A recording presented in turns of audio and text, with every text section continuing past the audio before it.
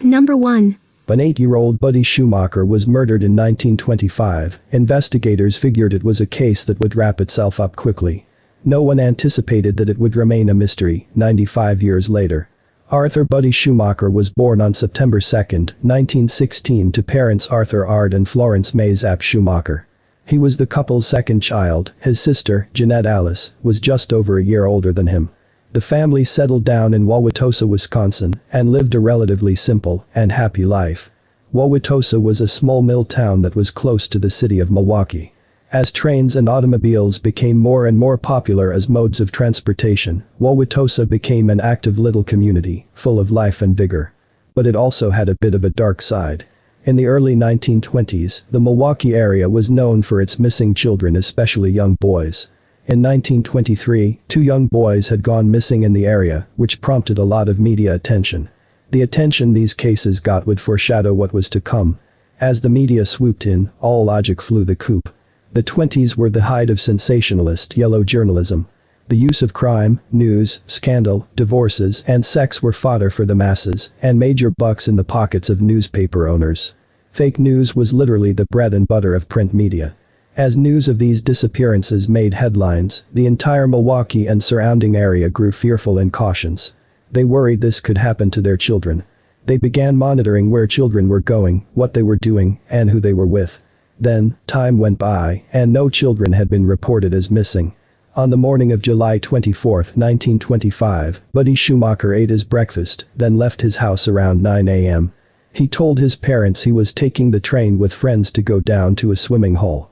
His parents sent him on his way and told him to have fun. But then, Buddy didn't come home. As evening wore on, Buddy's father, Art, started going around to the homes of Buddy's friends, asking if Buddy was there, as he had yet to return home. But Buddy's friends hadn't seen him for quite some time. They told Art that they had lost sight of Buddy somewhere between the swimming hole and the train tracks. Art then went round to see if Buddy had paid visit to any of his relatives, who also lived in Wauwatosa. But he wasn't there, and none of them had seen the 8-year-old that day. Florence hoped that Buddy would be back by morning. She prayed he'd return to her. But he didn't. Art organized a town-wide search.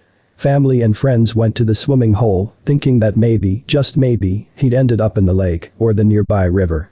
But Buddy wasn't anywhere near the water. After the search failed to turn up any sign of his son, Art decided it was time to call in the big guns. He phoned the police and the local news agencies and reported Arthur Buddy Schumacher as missing. The news flew around the small community of Wauwatosa like rapid fire. Tongues wagged, and rumors quickly spread. Newspapers threw out any old tale they could to keep headlines fresh and dough rolling in. One popular rumor claimed that Buddy had been kidnapped by a vengeful family member who bore a grudge against Art. The town was all at Twitter about it, targeting various members of both Art and Florence's families. However, this rumor was never substantiated and is highly likely to be completely false. Art and Florence had wanted attention drawn to their missing son, another missing Wisconsin child, but they had never anticipated this. George Baltus, the police chief of the Wauwatosa Police Department, tried to assuage the public perception that a kidnapper was in their midst. He wanted an arrest, and he wanted it now. He didn't particularly care if whomever they arrested was guilty or innocent. However, he did attempt to conduct a proper investigation. First, he questioned Buddy's friends, who were the last people to see him before he disappeared. But they proved difficult to speak to. At first, they told Baltus and his detectives that an unkempt man had appeared at the swimming hole and chased the 4 boys into the forest. As they were running from the man, the 3 older boys lost sight of Buddy. In a different instance, the boys told detectives that they'd been chased off by a man from a stone quarry. And yet a third story made its way to the police by way of the local newspaper. One of the boys made a statement to a reporter. The story went that the boys had prepared to jump off the train in order to get to the swimming hole. As they jumped, the boy told the reporter that they heard a man say, "Hey, where those kids goin'?" and he jumped off the train to follow them. As the boys ran away from the man, they noticed that Buddy didn't run, he stayed near the tracks.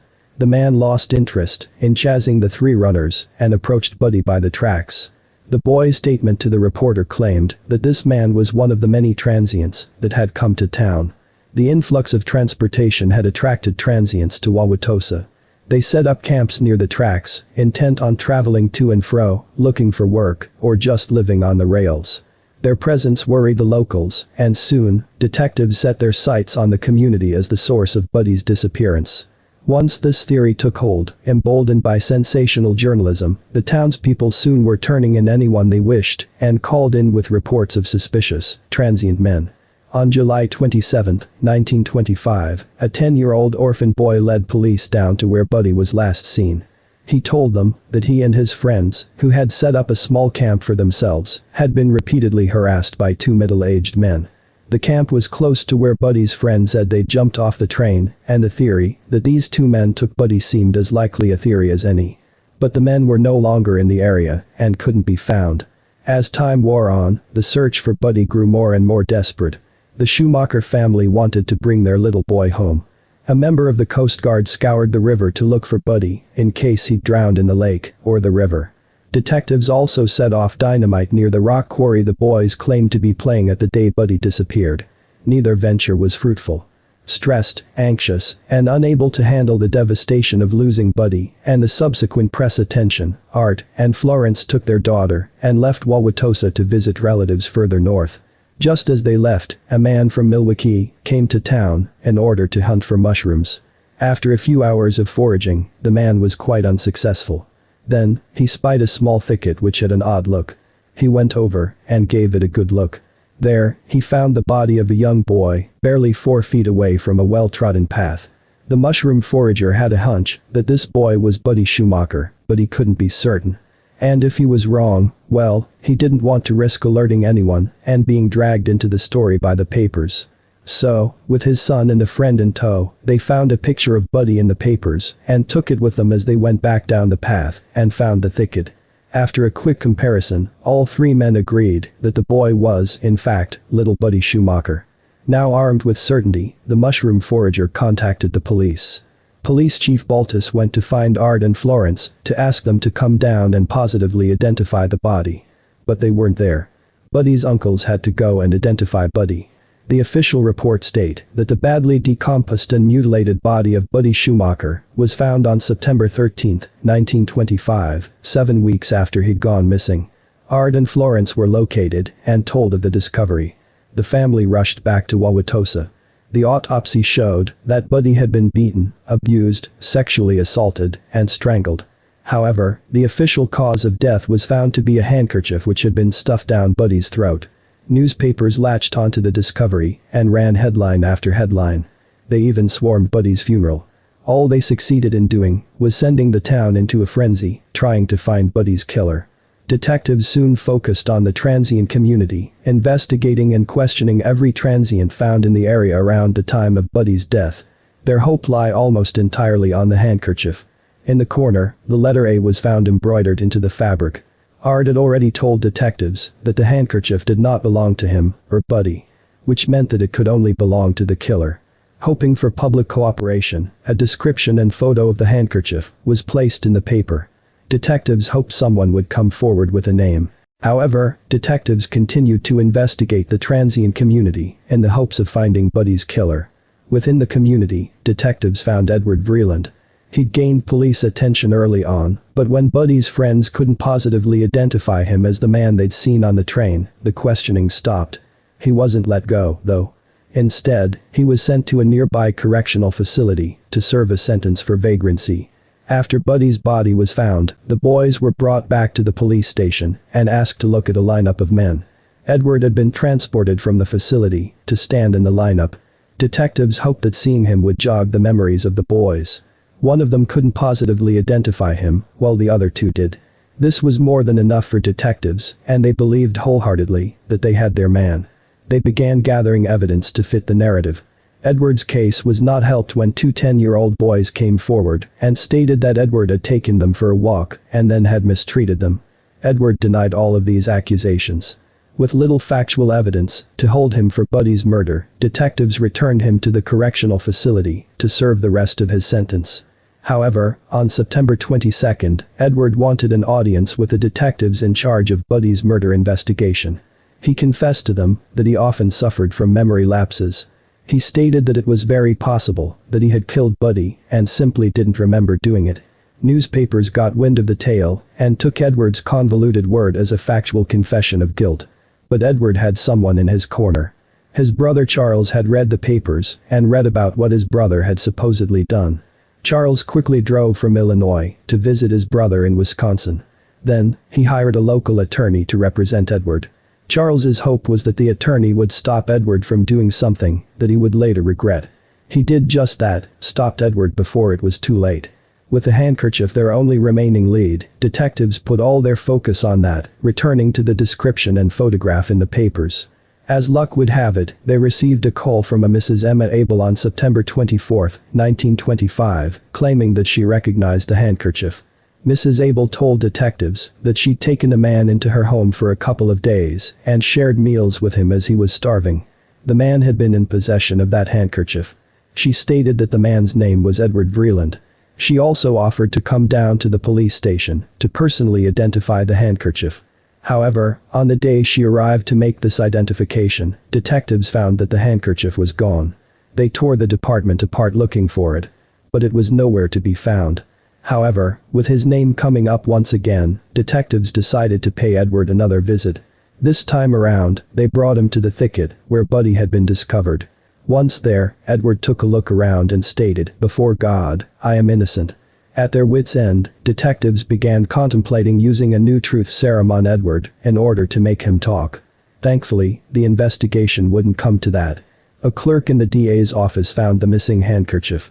It had been accidentally placed in a safe, along with other important documents.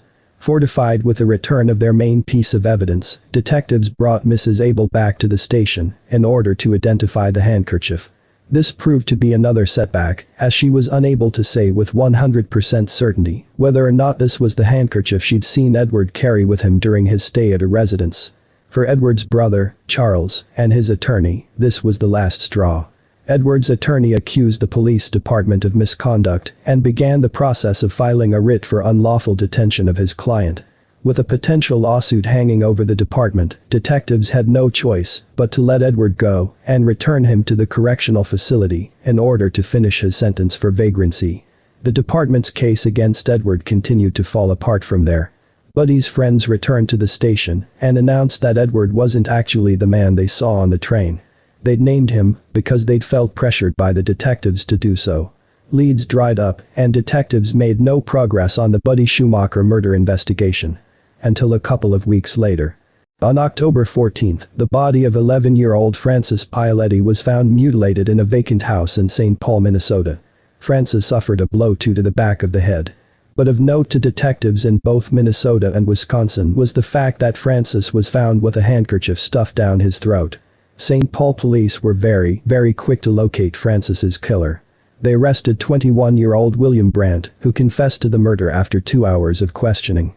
With the handkerchief linking the cases, St. Paul detectives invited the detectives from Wauwatosa to question Brandt. Brandt admitted to suffering from epileptic seizures, which sometimes caused memory lapses and bouts of extreme violence. Brandt experienced one such seizure while being questioned. While he didn't get violent, he did faint. In due course, Brandt was sentenced to life in prison for the murder of Frances Paoletti. While in prison, Brandt confessed to a newspaper reporter that he was, indeed, the man who murdered Buddy Schumacher. He claimed that he didn't remember the murder exactly, but that he remembered seeing the boys on the train and then hiding the body. Brandt's confession was taken as gospel and was considered the official last word on the investigation. However, some seasoned reporters were quick to point out the discrepancies between Brandt's confession and the facts of Buddy's murder. Brandt had claimed that Buddy was a bloody mess when he'd been killed. But the boy had been clean of blood when he'd been found. Brandt also claimed that he'd stuffed Buddy's overalls down a drain pipe, but Buddy was wearing them when he was found. He also claimed to have torn the handkerchief he used on Buddy in order to remove his initials from the fabric, but the embroidered A was clearly intact.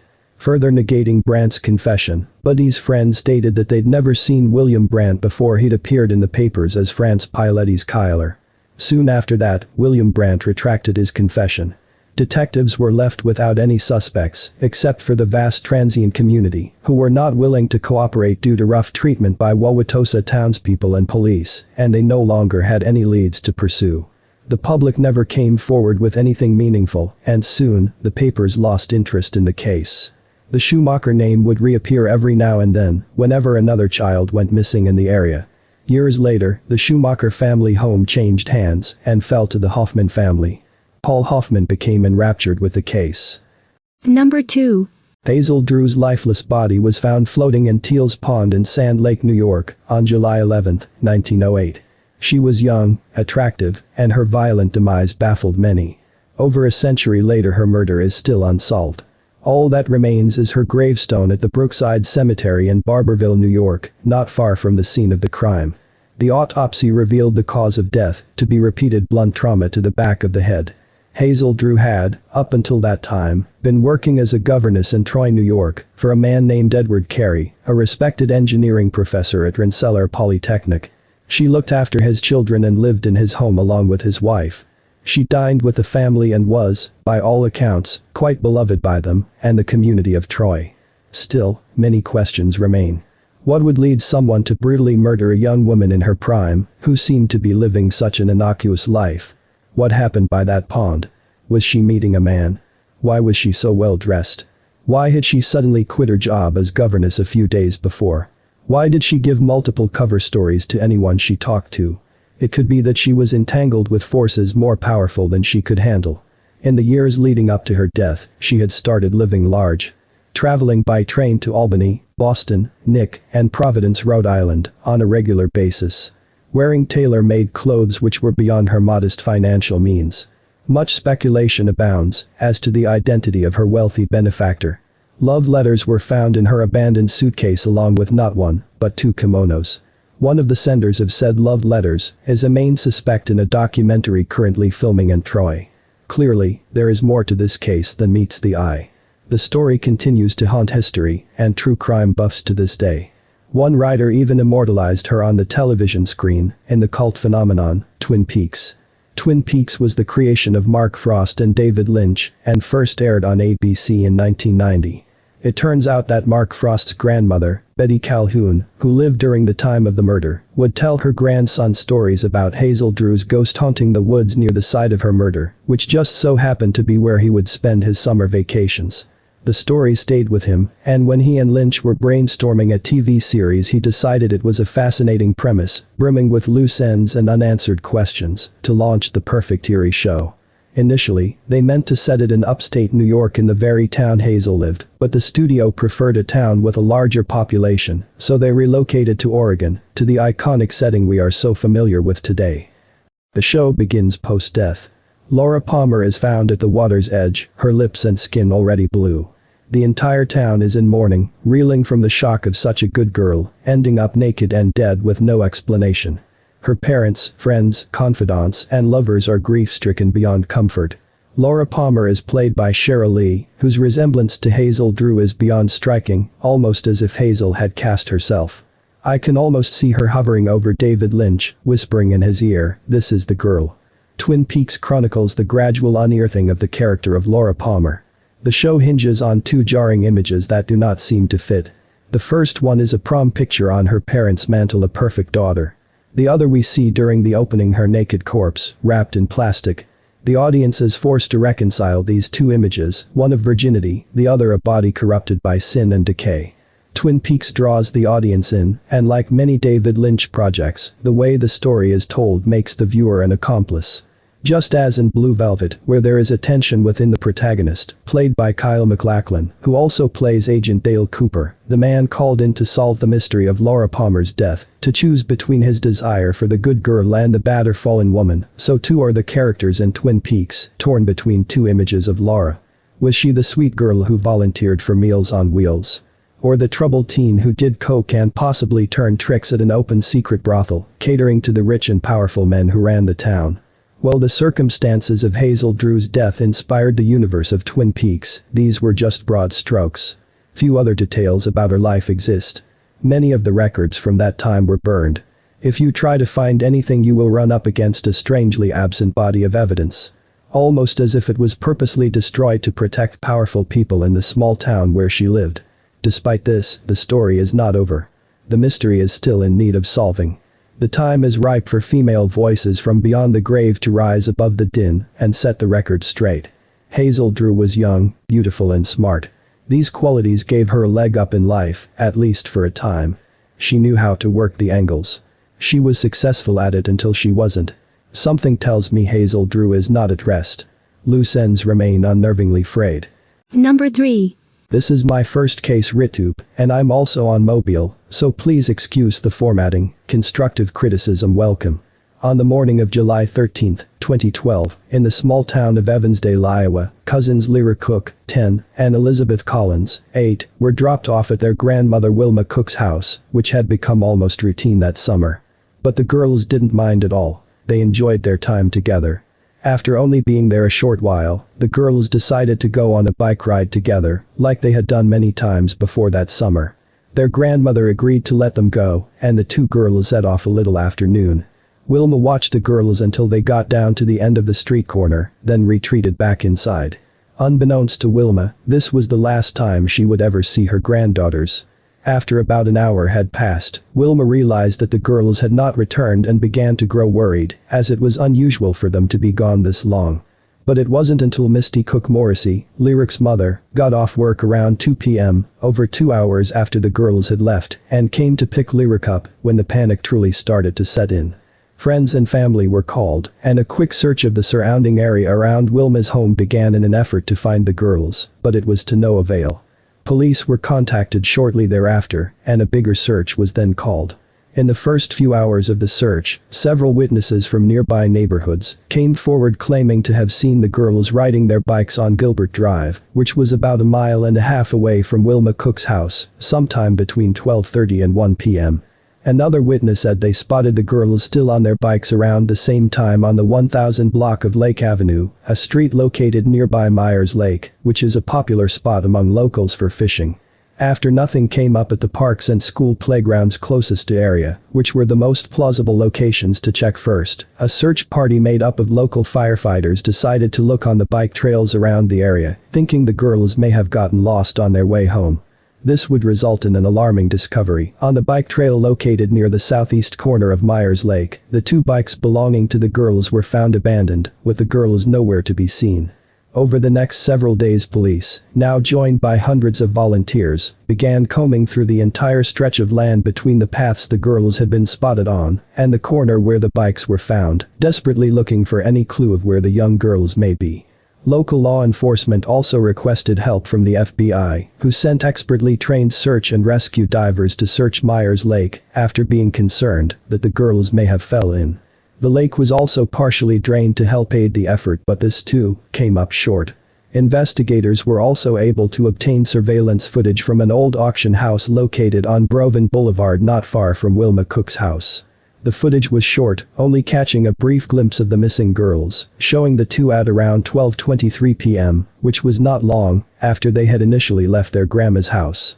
Unfortunately, the investigators could not track the rest of girls' bike trip as they were not able to obtain any more security footage from surrounding houses' businesses, leaving them to rely on less reliable resources such as eyewitness testimony and scent tracing dogs.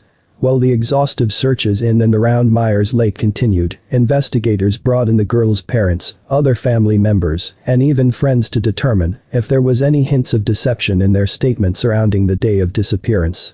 The family members agreed to have their phones checked for any concerning communication sent as well, but nothing incriminating was found, and the family were formally cleared of any involvement. Investigators began to bring in local sex offenders, specifically ones who were known to target young girls, to question them and determine any possible involvement, even going as far as administering polygraph tests, but no potential leads came out of this. By July 20th, a week after the girls' disappearance, law enforcement ruled out any accidental causes, i.e. drowning, and began formally treating the case as an abduction that was likely committed by a stranger to the girls, and unknown by police. Candlelight vigils were held by the community in the days and weeks following the disappearance to help spread awareness, as a plea for the safe return of the girls, and to keep the case in the media. Police set up a 24-hour tip line and received up to 20 tips an hour in the first month of the girls' disappearance. Elizabeth's parents, Heather and Drew Collins, made many TV appearances pleading for their daughter's safe return and handed out flyers and posters showing the missing girls' photos at the Hall of Law. Heather also began a petition to change Amber Alert laws in the state of Iowa, believing the system had waited too long to report the girls as missing to the public. Lyric's mother Misty understandably struggled significantly following her daughter's disappearance, but always put on a brave face and rallied for her daughter's safe return on TV with her sister Heather and other family friends. Misty turned to drugs and alcohol to help cope with the pain of losing her daughter, soon falling back into the pattern of drug abuse she had dug herself out of years prior. Unfortunately, as the summer came to an end, tips stopped coming in as frequently, and the media moved on. Hope quietly dwindled amongst family members and the community, as there seemed to be no sign of the girls or their kidnapper on the horizon. In the initial days after the girls' disappearance, journalists and other media personalities began to focus in on the girls and subsequently, their families. After doing a bit of digging, it had been discovered that Dan Morrissey, Lyric's father, was currently in several ongoing criminal cases involving an assault on his ex-wife Misty, Lyric's mother, and multiple felony drug charges that included the manufacturing and dealing of meth. Dan faced decades in prison, and he had only been let out of police custody following the disappearance of his daughter and niece, so he could be with his family. Following this discovery, the families faced intense public scrutiny and backlash. Many claimed that Dan's actions were the direct cause of Lyric and Elizabeth's abduction, that they must have been taken as collateral because of money Dan owed, or as retribution for the crimes he had committed. However, Dan was quick to refute this claim, alleging that if he had a known enemy, he would have alerted police immediately. Though this theory is widely discredited, there are still some who wholeheartedly believe Dan is linked to the girls' abductors. On Wednesday, December 5, 2012, 2 skeletonized human remains were discovered by a group of hunters in a remote area of the Seven Bridges Wildlife Park, which was near the town of Vreeland in Bremer County, Iowa, over 25 miles away from the town of Evansdale. Police were contacted at 12:45 p.m., and the area was sealed off and declared a crime scene. The remains were recovered and sent to the state medical examiner's office in Ankeny for identification. However, law enforcement officials believed the remains belonged to the missing cousins.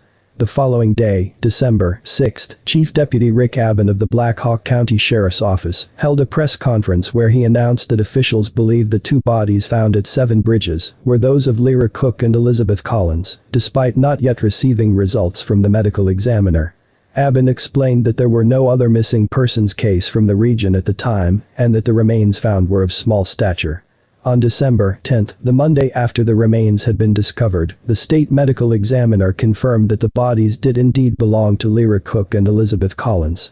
The girls' families were contacted by the sheriff's department and asked the public for privacy as they mourned.